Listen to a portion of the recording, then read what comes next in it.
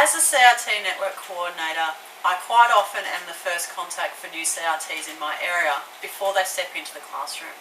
I usually talk online with them, through emails, on the phone, or sometimes in person, discussing the different elements associated with CRT work. And there's been something that comes up quite regularly, is what is our job? So I thought I'd run through some of these things that the new CRTs and I talk about. When walking into a classroom, it is most important that if that teacher has left you a lesson, to run with it, to implement it into the classroom and follow it. There are different reasons why certain activities have been left for you and planned for you to run that day. The teachers planning these lessons know their students. They know their backgrounds, where they've come from, and what they want them to follow on to. They've also got this overall plan of topics that they need to cover or will cover, and a sequence. So by not implementing the program that's been left for you, we'll leave gaps in that implementation of that topic. We'll leave gaps in student learning. So implement the lesson that's been left for you. Look up the different school initiatives. Different schools run different initiatives school-wide in their school. There's different things you need to consider. The way they talk, how they implement it in the school, might be different strategies and techniques. Talk about it with the kids and incorporate that in the way you teach. It'll help settle the children, it'll help your teaching in that school, and you'll become a member.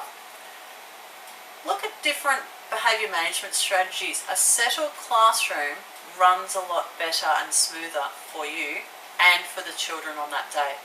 By stepping into that classroom as a CRT, you are already disrupting the program and expectations of that day for those children. So to be able to settle them and have it nice and calm is a benefit for all. Happy students, settled students, are also working students. So remember, to bring all those strategies and put them in place.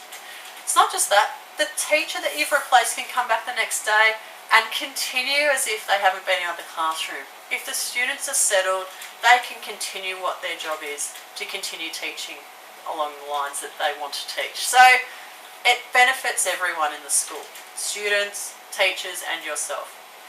The last thing is, keep the communication lines open between you and the school.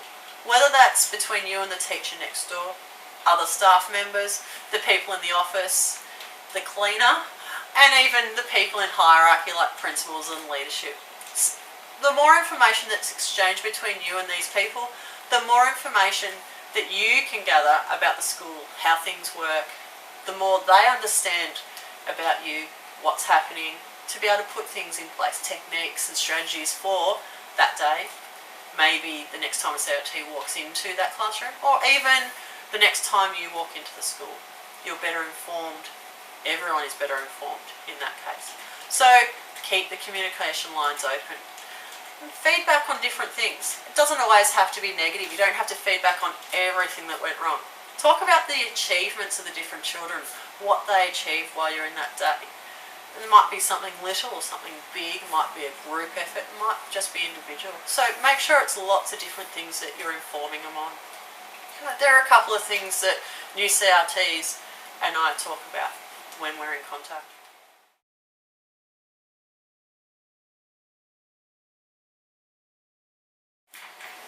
Another part of your job is to maintain a working bag of tricks. Something that you can use in different classrooms. It should have different plans and lessons that you can pull out for different reasons. One of them is, if you are left a lesson plan by the teacher, you may not be able to find the resources to go with it. My first thought would be to go check with the teacher next door or a teacher in the area, and still, if we're still not able to locate the lesson, the lesson resources, to pull something out of your bag of tricks that runs along the same line as what the teacher has planned for that class, for that session. So the lessons and activities that need to be in your bag of tricks need to be able to be manipulated to different year levels, different academic levels, different variety of situations. So that's one reason. Another one is, if you are left a lesson and you run with it, implement it, put it into the classroom that day, but the lesson finishes early. The kids understand what they were supposed to get out of that lesson. Everyone's happy, but you're left with 10 or 15 minutes before the next class or moving out into lunchtime. You need something to pull out that will keep them engaged, occupied, and have a bit of fun to get them through that time.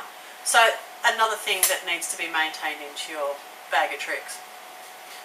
To be able to manipulate and work through different lessons and activities, change them over all the time, and try and keep up with the different things that schools are doing is part of your job. It's part of being able to be on the ball, put different strategies in place and different lesson ideas and activities to settle, engage, and keep student learning continuing.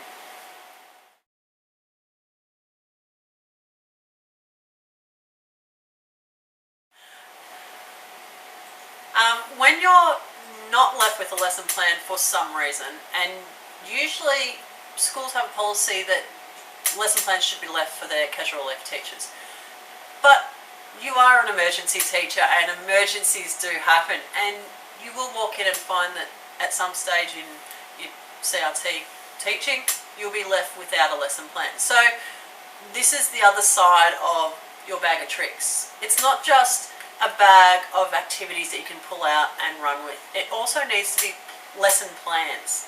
They need to be able to be manipulated, differentiated between different classrooms and academic levels, as well as the different subjects that you might take. So if you were to walk into a classroom and not have a lesson plan left for you, you'll need to have something in the literacy area as well as the mathematics area, take on different integrated studies subjects and all those bits and pieces. So your bag of tricks is really a big bag of different lessons, strategies, as well as activities that you're able to pull out for lots of different reasons, lots of different differentiation reasons for different classrooms, different sessions, different children. So make sure you maintain your bag of tricks. Change it over, update it, throw out the stuff that you may not be using as much, and really manipulate the things that you take into the classroom. It will benefit you and your teaching, it will benefit your job in schools, and it will benefit the children that you're teaching. Have fun.